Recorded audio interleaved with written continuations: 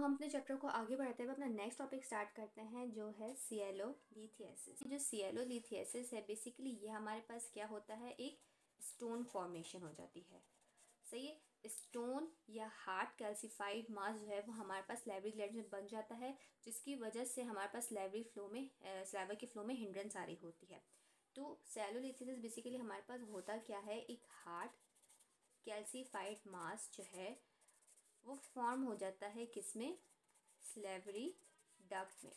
ठीक है, यानी अगर ये हमारे पास सैलिवरी डक्ट है तो यहाँ पे एक हमारे पास हार्ड कैल्सिफाइड मास जो है वो फॉर्म हो गया। अब ये जब हार्ड कैल्सिफाइड मास स्टोन जो है जब ये फॉर्म हो गया तो यहाँ से क्या हमारे पास सैलिवा बाहर जा सकता है, म्यूकस नहीं जा सकता। तो म्यूकस क्या होगा, यहीं पे एक्यूमुलेट होना शुरू हो जाएगा। और जब यहाँ पे म्यूकस एक्यूमुलेट होना शुरू हो जाता है तो ये जो डक्ट्स हैं ये हमारे पास क्या हो जाती हैं, ये डायलेट हो जाती हैं। ठीक है, अब ये डायलेट भी होती हैं और चूंकि यहाँ पे प्रेशर अप्लाई हो रहा है स्टोन की वजह से। ठीक है, पहले जहाँ पे भी हमारे पास डग जो है वो सिवर्ड हो जाती थी, म्यूकस रिलीज होता था, लेकिन वहाँ पे प्रेशर नहीं क्रिएट होता था। ठीक है, तो इसलिए प्रेशर नहीं होता था तो कोई पेन फील नहीं होता था। यहाँ पे बाकायदा प्रेशर क्रिएट हो रहा है, जिसकी वजह से पेशेंट को क्या फील होगा, पेन फील होगा। तो ये हमारे पास जो है डिस्टिंग्विशिंग फीचर है बाकी सारी स्वेलिंग से। ठीक है, कि इसमें पेशेंट को पेन होता है, बहुत ज़्यादा पेन होता है, और वो पेन भी ऑब्वियस कब होता है, ड्यूरिंग मील टाइम्स। ठीक है, ये जो है MCQs point of view MCQs में आता है, तो उसके पॉइंट ऑफ व्यू से ये काफ़ी इंपॉर्टेंट बात है कि मील टाइम में अगर पेशेंट को जो है वो पेन हो रहा है और वो एक स्वेलिंग के साथ प्रेजेंट कर रहा है, ठीक है, फिर उसका जो है ऑप्शन आपको क्या लेना पड़ेगा, सिएलोलिथियासिस। सिएलोलिथियासिस बनते कहाँ हैं, ये सिएलोलिथियासिस अगर इसकी मोस्ट कॉमन लोकेशन की बात करूँ तो ये हमारे पास सब मैंडिबुलर ग्लैंड की डक्ट पे बनते हैं, जो हमारे पास कौन सी होती है, वॉटन डक्ट होती है। ठीक है, और इसकी स्वेलिंग जो है वो हमें कहाँ पे नजर आएगी, फ्लोर ऑफ दी माउथ में नजर आ सकती है। ठीक है, दूसरा सेकंड कॉमन जो है हमारे पास पैरोटिड ग्लैंड होता है कि पैरोटिड ग्लैंड में भी ये स्वेलिंग बन सकती है। सही है, अब अगर हम बात कर लें सिएलोलिथियासिस का जो ये स्टोन है वो बनता कैसे है, आपकी जो फिलिप्स है बुक उसमें बहुत लंबी चौड़ी डिटेल लिखी हुई है, किडनी स्टोन और कोलिथियासिस जो ये सब लिखा हुआ है उसकी डिटेल में आप लोग मत जाए, आपको सिर्फ याद क्या रखना है कि सिएलोलिथियासिस क्या बनता है। सही है, अब हमारे पास ये सैलिवरी ग्लैंड्स की जो डक्ट होती हैं वहाँ पे क्या आ जाता है, हमारे पास एक स्मॉल नाइडस आ जाता है। ठीक है, अब नाइडस बोले जो भी आपने बोलना है बोले। ठीक है, अब ये क्या है, स्मॉल नाइडस। अब ये नाइडस जो है बेसिकली बच्चों कुछ भी हो सकता है, कोई फॉरेन बॉडी हो सकती है, कोई आपका एपिथेलियल सेल हो सकता है, इट कुड बी एनीथिंग।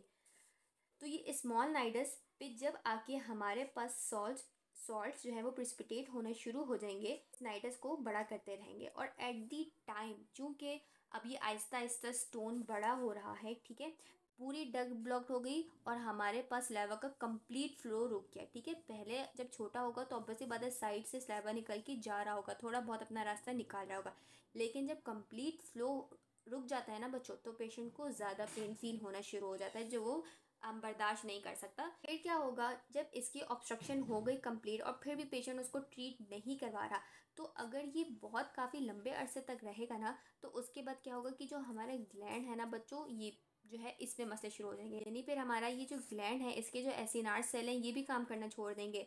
जब एसिनार सेल्स काम करना छोड़ देंगे, स्लैवा सिक्रीट ही नहीं हो रहा होगा, यहाँ पे म्यूकस फॉर्मेशन रुक जाएगी, तो फिर क्या होगा, डिफरेंट बैक्टीरियल इन्फेक्शन आके हमारे ग्लैंड पे अटैक करेंगे। ठीक है, जब ग्लैंड पे किसी भी इन्फेक्शन की वजह से स्वेलिंग होना स्टार्ट हो जाएगी, इन्फ्लेमेशन स्टार्ट होना शुरू हो जाएगी, तो तब हमारे पास क्या बन जाएगा, सियल एडिनाइटिस।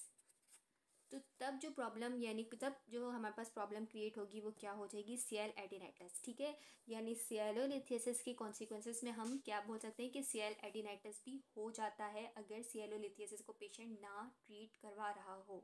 ये हमारे पास स्टोन की फॉर्मेशन अभी हमने बात की, बहुत आहिस्ता आहिस्ता बनता है, ग्रो करता है, इसलिए ये जो स्टोन है ये हमारे पास बच्चों में नहीं मिलता, बहुत रेयर होता है। ठीक है, तो इसकी जो आप कह रहे हैं कि पीक एज क्या होती है हमारे पास, ये 45 टू 50 ईयर्स में जो है पेशेंट इसके साथ प्रेजेंट करेगा।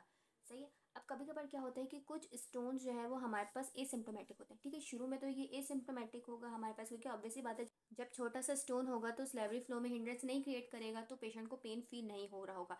तो जब शुरू में हमारे पास ये एसिम्प्टोमेटिक होता है, उस वक्त आप इसको सिर्फ जो है हमारे पास किस तरह रिकॉग्नाइज कर सकते हैं, डेंटल रेडियोग्राफ में रिकॉग्नाइज कर सकते हैं। ठीक है, अगर हम इसके क्लिनिकल फीचर्स की बात करें, जो हम पढ़ ही चुके हैं कि दो मेन क्लिनिकल फीचर्स होते हैं, एक पेन होता है और एक स्वेलिंग होती है। ठीक है, पेन हमें पता चल गया क्यों होता है, क्योंकि हमारे पास सैलिवरी फ्लो में हिंड्रेंस क्रिएट हो रही होती है, प्रेशर अप्लाई हो रहा है, जिसकी वजह से पेशेंट को पेन फील होता है। स्वेलिंग क्यों होगी कि जब हमारे पास सैलिवा आगे ही नहीं जा रहा तो वो यहीं पे एक्यूमुलेट होना शुरू हो गया, यहाँ पे एक्यूमुलेट होगा तो डक्ट्स क्या होंगी, डायलेट होंगी। तो ये डक्ट्स की जो डायलेशन है वो कभी कभार हमारे पास स्वेलिंग के साथ प्रेजेंट कर रही होती हैं।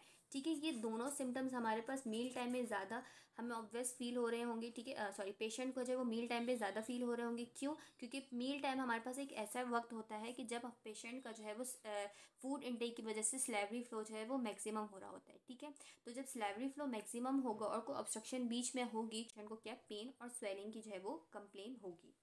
जो हमारे पास स्टोन है ना बच्चों, ये हमारे पास जो है कहीं भी बन सकता है। ठीक है, यानी ये फ़र्ज़ करें अगर एक सब मैंडिबुलर ग्लैंड है और ये इसकी मेजर डक्ट है वाटर। ठीक है, तो ये जो स्टोन है ये हमारे पास यहाँ पे इसके एसिनार सेल, ठीक है, बीच में ल्यूमेन में भी बन सकता है स्टोन। ठीक है, यहाँ पे इसकी माइनर डक्ट में भी बन सकता है, सही है, और मेजर डक्ट में भी बन सकता है। तो मसला सबसे ज़्यादा कहाँ होगा, जब ये मेजर डक्ट में बन जाएगा। अच्छा बच्चों, अगर हम इसकी डायग्नोसिस की बात करें तो ज़्यादातर हम इन सिएलोलिथेसिस को क्लिनिकली और रेडियोग्राफिकली ही डायग्नोस कर रहे होते हैं। हिस्टोपैथोलॉजी में हम इतना नहीं जाते और वो अब हमारा इंटरेस्ट करना टॉपिक भी नहीं है। ठीक है, तो क्लिनिकली आप इसको पैल्पेट करके जो है वो पता लगा सकते हैं।